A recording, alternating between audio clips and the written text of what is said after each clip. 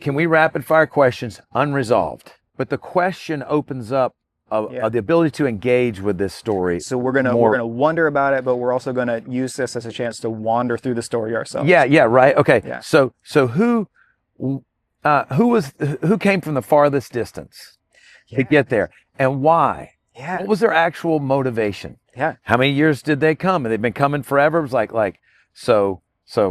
That's my first question. Who's been there the most number of times? Maybe somebody's been going since they were 5 or since they were younger. Right. So, and somebody's telling stories. now. Yeah, some 98-year-old, right? Yeah. Okay. Was there anybody? I'm not being corny. Was there anybody that got in the way of the donkey? Did anybody disrupt the proceedings? And how far was the proceedings? Was it 1 block? Was it 6 blocks? Did it last 3 minutes? Did it last 30 minutes? That would be wild to think of. And how common was that?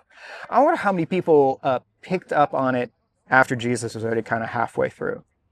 Like, did anybody stop what they're doing and join? After a while, you see a crowd of people come by, and then after 20 or 30, maybe after 100, you're like, I want to. Okay, so did the seeing of that alter anybody's day or life in any way? Yeah. Right?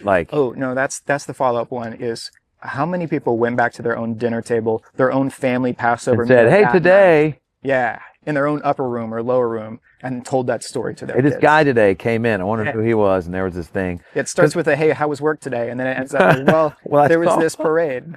I don't know. It was they seemed to think it was a big deal. Yeah. I don't think it really was or not. Yes. Right? Yeah. And so, all right. So who I've wondered about this isn't that great of a question, but it's interesting to me is were there that week, who prepared the food? Who were the names of the people that prepared the food at the Last Supper? Mm-hmm. What are their actual names? Mm-hmm. Who are they? Who are they in the story, and how have we benefited from their life? Were they was there somebody that got invited to the Last Supper that was just some neighbor who came to join, and they were there? So who prepared the meal? I love that one. Did anyone have an awareness of the weight of the moment they were in while it happened? How many, actually, there's a sobering question in there. How many people who have been doing this Passover for years, when they got to this one, were kind of lackadaisical because the last several years for them hadn't done anything? Yeah, right. Yeah, right. It's like, okay, fine, whatever, right? What were the other conversations around the table? What were the other conversations in the house? Yeah. Was what was going on in that house just, it was common, right? Right. There would have been other houses to it, but who owned that house? That's what I know. There's some legends about possibly who owned that, but correct. But I want to know who actually owned that house. How many people around there had their own little extra traditions? Yeah, okay. And what did that look like? What was the intimate family tradition that a couple of people had that was just different, just unique to them, that they added on top? And isn't it interesting that the story converges at a table? Yeah. Right? The whole thing converges at a table. Speaking of table, this one that's here is actually an old millstone. Yeah, it's got ridges in it. Probably, it's used decoratively now, but I would guess used for grains if it was used here in the U.S. So.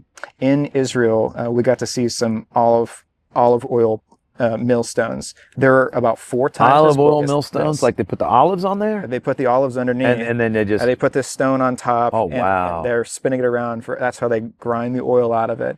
And they're about 4 times as big as this one. Okay. Incredibly heavy things. So when you think Jesus says, suffer not the little children, or a millstone be hung around your neck, we're talking about... Okay, you're talking about... 1,200, 1,700 pounds. Yeah, okay, stone. right. You're not doing anything with that. Anyways, so we've got these giant millstones. I love millstones for a bunch of different reasons, but this, to me, is almost an opportunity for us to be our own little millstones to this story.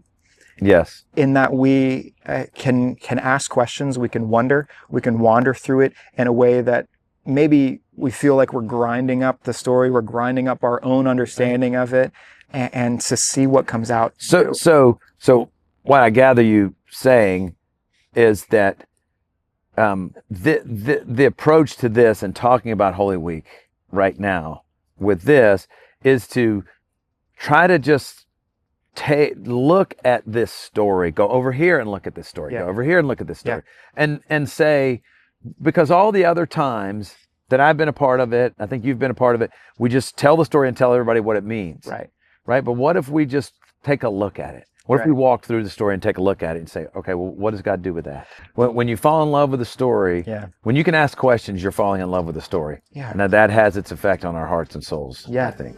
Yeah, So, absolutely.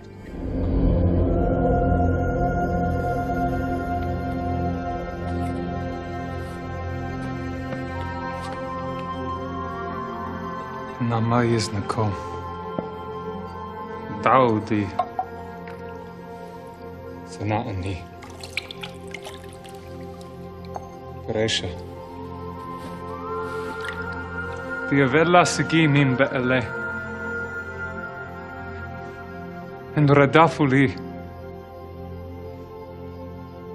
Irdefon nakom.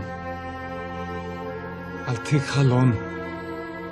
Ithei menachma. Die hoda kasta. Die la. Die huminaba.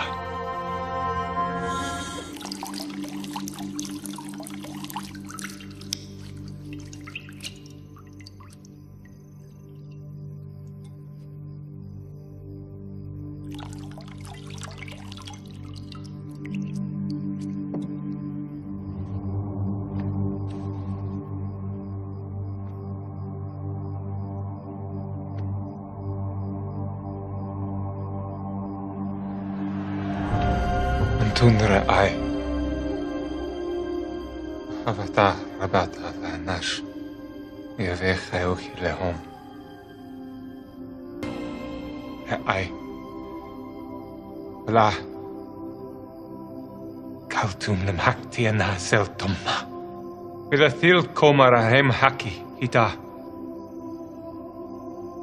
Hitha hivo denale dena. Kokavel dena avef lekom. En toen, ik hief wel kom. En toen maha amanin bi.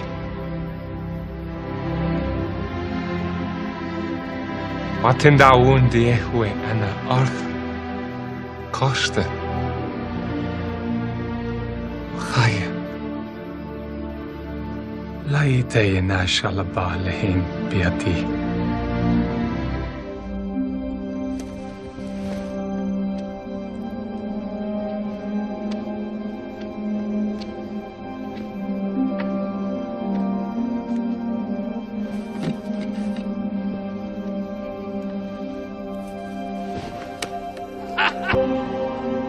Kabilule wa okulu. Tenau kishmi. Dilekomi hiv.